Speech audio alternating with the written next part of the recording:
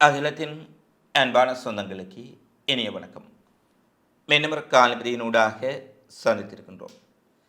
காசாவில் மிக கொடூரமான ஈவிரக்கமற்ற தாக்குதலை இஸ்ரேல் ஆக்கிரமிப்பு படை நடத்தி கொண்டிருக்கின்றார்கள்.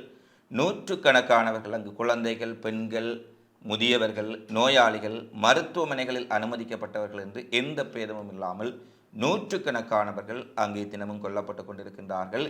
இந்த ரம்லான் காலத்திலே அரபுலக நாடுகள் அனைத்தும் பார்த்து கொண்டிருக்க இஸ்ரேல் தன்னுடைய கொடூரமான கொலைவரி தாண்டவத்தை அங்கே அரங்கேற்றி கொண்டிருக்கின்றார்கள். இந்த நிலையில் ஹமாஸ் இயக்கத்தினுடைய மிக முக்கியமான தலைவர் ஒருவர் கொல்லப்பட்டிருக்கின்றார். கவுதிகளின் ஏவுகணை ஒன்று நேரடியாக இஸ்ரேலுக்குள் தாக்கியிருக்கின்றது. இந்த சூழ்நிலையில் பிராந்தியத்திலும் உலகிலும் நடைபெற்ற மிக முக்கியமான சம்பவங்களை இந்த காணொளியில் விரிவாக பார்க்கலாம். இஸ்ரேல் நடத்திய வான்வெளி தாக்குதலில் கடந்த 24 மணி நேரத்திற்குள் ஏறக்குறைய 114 பொதுமக்கள் கொல்லப்பட்டிருக்கின்றார்கள் என்ற செய்தி வழியாக இருக்கின்றது. கான் யூனிஸ் பகுதி, ராஃபா பகுதி, பல்வேறுபட்ட பகுதிகளின் மீது இஸ்ரேலிய இராணுவம் நடத்திய கண்மூடித்தனமான குண்டுவீச்சுகளில் இந்த மரணங்கள் நடைபெற்றிருக்கின்றன. இதில் 21 குழந்தைகளும் கொல்லப்பட்டிருக்கின்றார்கள் என்ற தீவிரமான செய்தியும் வெளியாக இருக்கின்றது. இஸ்ரேலின் உடைய இந்த தாக்குதலில் கான் யூனிஸ் பகுதியில் ஹமாஸினுடைய மிக முக்கியமான ஒரு மூத்த தலைவர் ஒருவரும் கொல்லப்பட்டிருக்கின்றார் என்ற செய்தி வழியாக இருக்கின்றது. குறிப்பாக கான் யூனிஸ் மீது இஸ்ரேல் நடத்திய வான்வெளி தாக்குதலில் இஸ்ரேலின் மூத்த அரசியல் பிரிவு தலைவரான சலா அல் பர்தா அவர்கள், அவருடைய மனைவி, அவருடைய 2 குழந்தைகளுடன் கூடாரத்தில் கொல்லப்பட்டிருக்கின்றார்கள். அதை சுற்றி இஸ்ரேல் நடத்திய தாக்குதலில் மேலும் பல உயிரிழப்புகள் அங்கே நடைபெற்றிருக்கின்றன.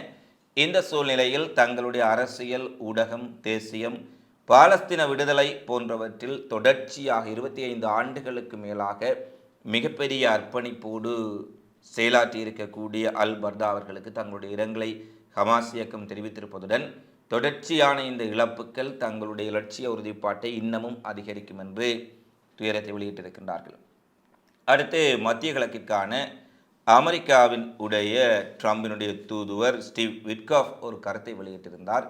நேற்றைய தினம் அவர் ஒரு ஊடக நேர்காணலில் குறிப்பாக ஹமாஸ் இயக்கத்தினர் ஆயுதங்களை கைவிட்டுவிட்டு தீவிரமான அரசியல் பணியில் ஈடுபடுவதற்குரிய வாய்ப்புகள் இருக்கின்றன. முதலில் அவர்கள் ஆயுதங்களை முழுமையாக கீழே போட வேண்டும். அவ்வாறு கீழே போட்டால் அவர்கள் காசாவில் ஒரு அரசியல் சக்தியாக செயலாற்ற முடியும் என்ற ஒரு கருத்துக்களை நேற்றைய தினம் ஊடக பரப்பில் வைத்திருந்தார். இது பல்வேறுபட்ட கேள்விகளையும் பல்வேறுபட்ட விமர்சனங்களையும் ஏற்படுத்தியிருந்தது. இன்று அதற்கு ஹமாஸ் இயக்கம் பதிலளித்திருக்கின்றார்கள். இன்றைய நிலையில் காசாவில் உலக நாடுகள் பார்த்திருக்க உலகின் கண்முன்னே மிகப்பெரியதொரு இனப்படுகொலை இஸ்ரேல் நடத்தி கொண்டிருக்கின்றார்கள். இதுவரை 60,000க்கு மேற்பட்ட மக்கள் படுகொலை செய்யப்பட்டு விட்டார்கள். காசா ஏறக்குறைய ஒரு சுடுகாட்டை போல மிக மோசமாக இஸ்ரேலினால் கொடூரமாக சிதைக்கப்பட்டிருக்கின்றது. இந்த சூழ்நிலையில் ஹமாஸ் இஸ்ரேலினுடைய இனப்படுகொலையை தடுத்து நிறுத்துவதை விடுத்துவிட்டு ஹமாஸினுடைய ஆயுதங்களை கீழே போடுங்கள் என்று சொல்வது எந்த வகையான நியாயம் என அவர்கள் தெரிவித்திருப்பதுடன் இராணுவமயமாக்கலை, ஆயுதங்களை கீழே போட வேண்டும் என்ற அமெரிக்க தூதரின் முன்மொழிவை ஹமாஸ் அதிகாரி கசாம் பத்ரான் முற்றாக நிராகரித்திருக்கின்றார். இஸ்ரேலினுடைய ஆக்கிரமிப்பு தொடரும் வரை, இஸ்ரேலினுடைய அட்டூழியங்கள் இந்த மண்ணில் தொடரும் வரை விட்காஃபினுடைய அமெரிக்காவினுடைய கோரிக்கைகள் அர்த்தமற்றவை என்று அவர் அறிவித்திருப்பதுடன் சர்வதேச சட்டத்தின் கீழ் பாலஸ்தீன எதிர்ப்பிற்கு ஹமாஸினுடைய ஆயுதங்கள் அவசியம் என்பதையும் அவர் வலியுறுத்தி இருக்கின்றார். ஆக்கிரமிப்பு படைகள் தங்களுடைய ஆக்கிரமிப்பையும் அட்டூழியத்தையும் கைவிடும் வரை நாங்கள் ஆயுதங்களை கைவிடுவது சாத்தியமற்றது என்ற ஒரு விடயத்தையும் அவர்கள் தெரிவித்திருக்கின்றார். இவ்வளவு பெரிய அட்டூழியத்தை இஸ்ரேல் செய்து கொண்டிருக்கின்றார்கள். 3 நாட்களில் 1000க்கும் மேற்பட்ட பொதுமக்கள் கொல்லப்பட்டிருக்கின்றார்கள். இதை தடுத்து நிறுத்த முடியாத அமெரிக்கா இதற்கு குண்டுகளையும் இராணுவத்தையும் ரேடார் உதவிகளையும் என இராணுவ ஆதரவை வழங்கி கொண்டு எதிர்த்து போரிடக்கூடிய ஹமாஸ் இயக்கத்தினரை ஆயுதங்களை போட்டுவிட்டு வாருங்கள் என பீரங்கிகளுடன் சண்டை செய்யக்கூடிய இஸ்ரேலிய படை முன்பாக ஆயுதங்களை போட்டுவிட்டு வாருங்கள் என்பது எந்த நியாயம் இது அமெரிக்காவினுடையது என்பதெல்லாம் மிகப்பெரிய கேள்வியாகத்தான் இருக்கின்றன. இந்த நிலையில் இஸ்ரேலுக்கு எதிராக, நெதன்யாஹுவுக்கு எதிராக மிகப்பெரிய ஆர்ப்பாட்டங்கள் தற்போது இஸ்ரேலுக்குள்ளும் வெடித்திருக்கின்றன. ஏனெனில் தன்னுடைய சொந்த சுயலாப அரசியலுக்காக அங்கிருக்கக்கூடிய பணைய கைதிகளின் உயிரை பலி கொடுப்பதற்கு நெதன்யாஹு தயாராகிவிட்டார் என்பதை பல விடயங்களில் நாங்கள் தெரிவித்திருந்தோம். இந்த சூழ்நிலையில் தான் நெதன்யாஹுவுக்கு எதிராக ஒரு மிகப்பெரிய அளவிலான ஆர்ப்பாட்டம் தற்போது டெல் அவீவ் மற்றும் ஜெருசலேம் போன்ற பகுதிகளில் ஆரம்பித்திருக்கின்றன. இந்த ஆர்ப்பாட்டங்களில் குறிப்பாக நேற்றைய தினத்தில் மட்டும் 1,00,000க்கு மேற்பட்ட இஸ்ரேலியர்கள் கலந்து கொண்டிருக்கின்றார்கள் என்ற செய்தியை இஸ்ரேலிய ஊடகங்கள் வெளியிட்டிருக்கின்றார்கள். ஏறக்குறைய சனிக்கிழமை இரவு டெல் அவீவ், ஜெருசலேம் மற்றும் பல்வேறுபட்ட நகரங்களில் நடந்த போராட்டங்களில் 1,00,000க்கு மேற்பட்ட மக்கள் கலந்து கொண்டிருப்பதாக டைம்ஸ் ஆஃப் இஸ்ரேல் ஊடகம் செய்தி வெளியிட்டிருக்கின்றார்கள். குறிப்பாக பணைய கைதிகளை பலி கொடுக்கும் நெதன்யாகுவின் முடிவு, அதற்கு அப்பால் ஷின்பெட் தலைவர் ரோனர் பாரை பதவி நீக்கம் செய்தமை, அட்டர்னி ஜெனரல் கலி பஹ்ராவ் மியாராவை பதவி நீக்கம் செய்தமை மற்றும் இஸ்ரேலின் உடைய அக்கிரமங்கள் தொடர்ச்சியாக இஸ்ரேலினுடைய இராணுவ இயந்திரத்தின் ஊடாக பணைய கைதிகளை பலி கொடுக்க முன்வருகின்றமை மற்றும் உளவு பிரிவு தலைவர்களுக்கு எதிரான நெதன்யாகுவின் பழிவாங்குதல் என இணைத்துக்கும் சேர்த்து மிகப்பெரிய அளவிலான மக்களினுடைய கோபம், அங்கு வெறுப்பை பார்க்கக்கூடியதாக இருக்கின்றது. அவ்வாறு மிகப்பெரிய அளவில் போராட்டங்கள் நடைபெற்றாலும் கூட அந்த போராட்டங்களை இராணுவம், காவல்துறையின் இரும்பு பிடிகொண்டு அடக்குவதிலும் நெதன்யாகு தீவிரமாக செயற்படுவதை பார்க்கக்கூடியதாக இருக்கின்றது. அங்கு போராட்டத்தில் ஈடுபட்ட மிக முக்கியஸ்தர்கள் பலர் கைது செய்யப்பட்டிருக்கின்றார்கள். இராணுவ தளபதிகள், முன்னாள் அரசியல் கட்சிகளை சேர்ந்த நெசட் உறுப்பினர்கள், எதிர்க்கட்சியினுடைய உறுப்பினர்கள் கூட இந்த போராட்டத்தில் ஈடுபட்டவர்கள் கைது செய்யப்பட்டிருப்பதை பார்க்கக்கூடியதாக இருக்கின்றது. குறிப்பாக இஸ்ரேல் மீண்டும் போருக்கு திரும்புவது உயிருள்ள பணைய கைதிகளையும் கொல்லக்கூடும் என்று அவர்கள் தெரிவித்திருக்கின்றார்கள். கொல்லக்கூடும் என்பது மட்டுமல்ல, இவ்வாறான கண்மூடித்தனமான தாக்குதல்கள் நடத்தும் போது நிச்சயமாக பணைய கைதிகளும் கொல்லப்படுவார்கள் என்பதில் எந்த மாற்று கருத்தும் இல்லை. ஏனெனில் அவர்களும் காசாவுக்குள் தான் இருக்கின்றார்கள், அவர்களையும் காசாவில் தான் ஹமாஸ் இயக்கம் வைத்திருக்கின்றார்கள். எனவே இப்படியான ஒரு கண்மூடித்தனமான வான்வழி தாக்குதல் நடைபெற்று கொண்டிருக்கின்ற பொழுது அவர்கள் உயிரை காப்பாற்றுவதென்பது மிக கடினமான விடயம் அல்லது முடியாத விடயம். ஏற்கனவே இஸ்ரேலினுடைய தாக்குதலிலும் பல பணைய கைதிகள் கொல்லப்பட்டார்கள் என்பதை நாங்கள் பார்த்திருந்த சூழ்நிலையில் இந்த கருத்துக்களை பணைய கைதிகளின் உறவினர்கள் தெரிவித்திருக்கின்றார்கள்.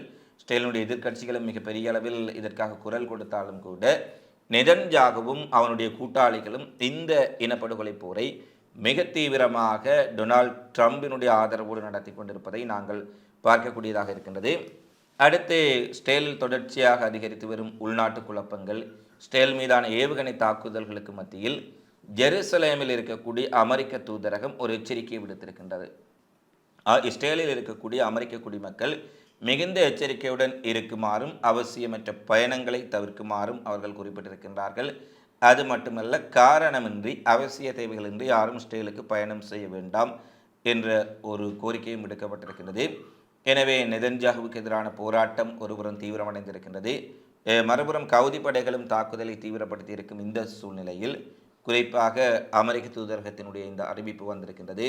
எனவே தங்களுடைய நாட்டு குடிமக்கள் ஒருவர் கூட கொல்லப்படக்கூடாது, பாதிக்கப்படக்கூடாது என்று மிகப்பெரிய பயண எச்சரிக்கைகளையும் அங்கு இருக்கக்கூடிய மக்களுக்கு மிகப்பெரிய பாதுகாப்பு அறிவிப்புகளையும் விடக்கூடிய அமெரிக்கா, காசாவில் இஸ்ரேலினால் கொன்றொழிக்கக்கூடிய பச்சிளம் குழந்தைகள் முதல் சிறிய சிறுவர்கள் வரை அவர்கள் மீது பாராமுகமாக இருப்பதுதான் மிகப்பெரிய துயரமாக இருக்கின்றது. அப்படியான அமெரிக்காவுடன் இன்று வரை வர்த்தகம் குறித்து நேற்று ஐக்கிய அரபு எமிரேட்ஸினுடைய ஒரு தூதுவர் அமெரிக்காவுடன் சென்று பேச்சுவார்த்தை நடத்தி கொண்டிருக்கின்றார். ஐக்கிய அரபு எமிரேட்ஸ் துபாய் மிகப்பெரிய ஒரு முதலீட்டை அமெரிக்காவில் செய்ய இருக்கின்றோம், மிகப்பெரிய அளவில் அமெரிக்காவுக்குள் நாங்கள் முதலீடுகளை செய்ய இருக்கின்றோம் என வர்த்தக கவுன்சிலினுடைய தலைவர் ஒருவர் நேற்று அபுதாபியிலிருந்து சென்று வாஷிங்டனில் பேச்சுவார்த்தை நடத்தி இருக்கக்கூடிய செய்திகள் சமூக வலைத்தளங்களில் வெளியாக இருக்கின்றன. இவ்வளவு மக்கள் கொன்றொழிக்கப்படும் பொழுது, அதற்கு காரணமாக பின்னணியில் அமெரிக்கா இருக்கின்ற பொழுது, அதை கண்டிப்பதை விடுத்துவிட்டு அவர்களுடன் வர்த்தகம் செய்வதற்கு ஐக்கிய அரபு எமிரேட்ஸினுடைய ஒரு முக்கியஸ்தர் சென்றிருக்கின்றார் என்றால் இவர்களுடைய நடவடிக்கைகள் எவ்வாறு இந்த காசாவில் இவ்வளவு சிக்கல் நடைபெறும் போது இருக்கின்றது என்பதை நீங்கள் நினைத்து பார்க்க வேண்டும். அடுத்து ஏமனிலிருந்து கவுதிப்படை தங்களுடைய தாக்குதல்களை தீவிரப்படுத்தி இருக்கின்றார்கள். ஏற்கனவே அவர்கள் குறிப்பிட்டார்கள், காசாவுக்கு ஆதரவாக யார் வராவிட்டாலும் இத்தனை அரபுலக நாடுகள், அரபு லீக், இஸ்லாமிய கூட்டமைப்பு வெற்றி தீர்மானங்களை நிறைவேற்றிவிட்டு சுற்றறிக்கைகளை மட்டும் காகிதங்களில் எழுதி வைத்துவிட்டு களத்தில் இறங்கி எதையும் செய்வதற்கு, எதையும் தடுப்பதற்கு, இஸ்ரேலுக்கு எதிராக நிற்பதற்கு தவறிவிடுகின்றார்கள். இதை ஏற்கனவே நாங்கள் தெரிவித்திருந்தோம். இவர்களுடைய தீர்மானங்கள் வெறும் காகிதத்தில் எழுதப்பட்ட வெற்று அறிக்கைகளே. இவை எந்த ஒரு விளைவுகளையும் இந்த களத்திலே ஏற்படுத்தாது, இந்த பாலஸ்தீன மண்ணிலும் ஏற்படுத்தாது என்பதை தெரிவித்திருந்தோம்.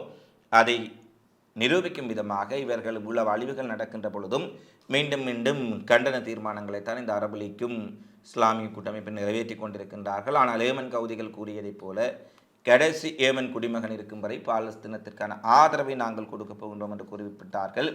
அந்த வகையில் இஸ்ரேல் முழுவதும் தற்போது ஏவுகணை தாக்குதலை இவர்கள் ஆரம்பித்திருக்கும் சூழ்நிலையில் நேற்றைய தினம் கவுதிப்படை நடத்திய ஒரு ஏவுகணை சவுதி அரேபியாவில் வீழ்ந்திருப்பதான செய்தி வெளியாக இருக்கின்றது.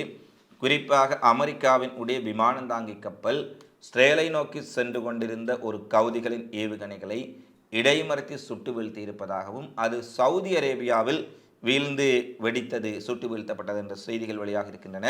குறிப்பாக அமெரிக்காவின் முக்கிய நட்பு நாடான சவுதி அரேபியா ஏற்கனவே ஏமன் உள்நாட்டுப் போரில் கவுதிகளுக்கு எதிராக மிகப்பெரிய ஒரு போரை நடத்தியவர்கள்.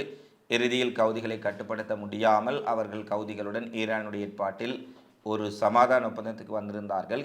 இந்த நிலையில்தான் ஏமனிலிருந்து ஏவப்பட்ட ஒரு ஏவுகணை சவுதி அரேபியாவுக்குள் வீழ்த்தப்பட்டிருக்கின்றது.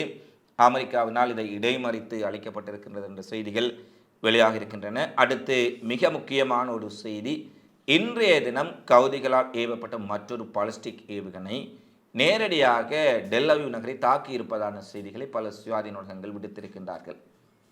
ஏனெனில் டெல் அவீவில் இருக்கக்கூடிய பெங்குரியன் விமான நிலையம் தங்களுடைய ஒரு பிரதான இலக்காக மாற்றப்பட்டிருப்பதாக கவுதி படை ஏற்கனவே அறிவித்திருக்கின்றார்கள். நேற்று முன்தினமும் பல ஏவுகணை தாக்குதல்கள் பெங்குரியன் விமான நிலையத்தை நோக்கி நடத்தப்பட்டிருந்தன.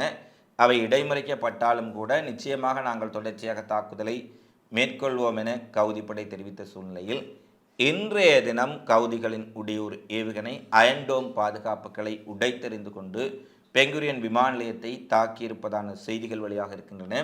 இஸ்ரேல் தாங்கள் இந்த தாக்குதலை இடைமறித்து அழைத்து விட்டோம் என்று கூறினாலும் கூட 2.5 மணி நேரம் விமான போக்குவரத்து முற்றாக நிறுத்தப்பட்டு விமான நிலையம் ஸ்தம்பிக்கப்பட்டிருக்கின்றது என்ற செய்தியை இஸ்ரேலினுடைய ஹாட்ஸ் ஊடகம் வெளியிட்டிருக்கின்றார்கள். அப்படியானால் எல்லா ஏவுகணைகளையும் இஸ்ரேலுக்கு வெளியேயே விமான நிலையத்துக்கு வெளியேயே இடைமறித்து அளித்திருந்தால் எதற்காக 2.5 மணி நேரங்கள் விமான நிலையத்தினுடைய செயற்பாடுகள் நிறுத்தப்பட்டது என்பது ஒரு மிகப்பெரிய கேள்வியாக இருக்கின்றது. நிச்சயமாக கவுதி படையினுடைய ஏவுகணைகள் ஒன்று டெல் அவீவில் தாக்குதலை நடத்தி இருக்கலாம். அது தொடர்பான சேத விவரங்கள் இன்னும் வெளியாகவில்லை என சுயாதீன ஊடகங்களும் தற்போது செய்திகளை வெளியிட்டிருப்பதை பார்க்கக்கூடியதாக இருக்கின்றது.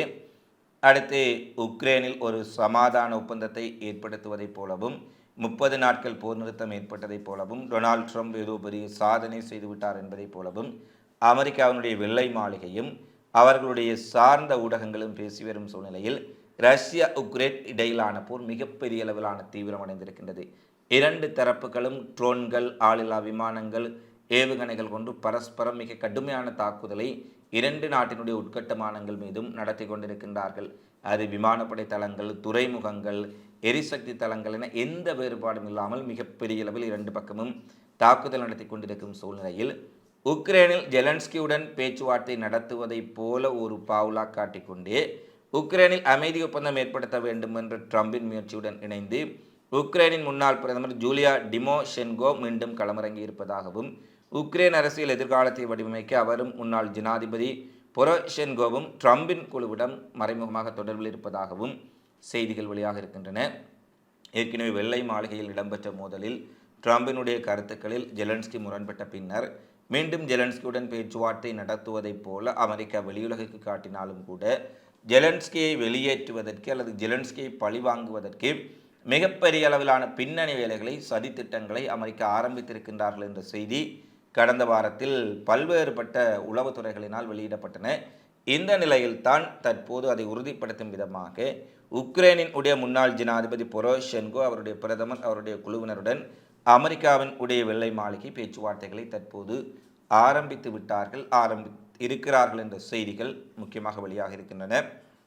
எனவே அமெரிக்காவை நம்பி சென்ற நாடுகளுக்கு இறுதியில் என்ன நடக்கும் என்பது ஜெலன்ஸ்கியினுடைய உக்ரைனின் உடைய நிலைமையை பார்க்கின்ற பொழுது திட்ட தெளிவாக தெரிகின்றது. அடுத்து வடகொரியா மீண்டும் ஒரு மிகப்பெரிய ஏவுகணை சோதனையை நடத்தி இருக்கின்றார்கள். எதிரி நாட்டு போர் விமானங்களை துல்லியமாக தாக்கி அளிக்கும் புதிய அதிநவீன நீண்ட தூர ஏவுகணைகள் சோதனை நடத்தி வெற்றிகரமாக அமைந்திருப்பதாக வடகொரியா இராணுவம் தெரிவித்திருக்கின்றது. ஏற்கனவே வடகொரியா எல்லையில் அமெரிக்கா, தென்கொரியா, ஜப்பான் இணைந்து போர் பயிற்சிகளில் ஈடுபட்ட சூழ்நிலையில் அதற்கு பதிலடியாக இந்த ஏவுகணை சோதனைகளை மிகப்பெரிய அளவில் வடகொரியா நடத்தி இருக்கின்றார்கள். இந்த சோதனைகள் வெற்றிகரமாக அமைந்திருப்பதாக வடகொரியாவினுடைய ஊடகங்கள் இன்றைய நாளில் தெரிவித்திருக்கின்றார்கள். இவைதான் தற்போது நடைபெற்றிருக்கக்கூடிய மிக முக்கியமான சம்பவங்களாக செய்தி பதிவுகளாக பதிவாக இருக்கின்றன. தொடர்ச்சியாக உலகெங்கும் நடைபெறும் நிகழ்வுகளை உடனுக்குடன் அறிந்து கொள்ள அகிலத்தோடு இணைந்திருங்கள்.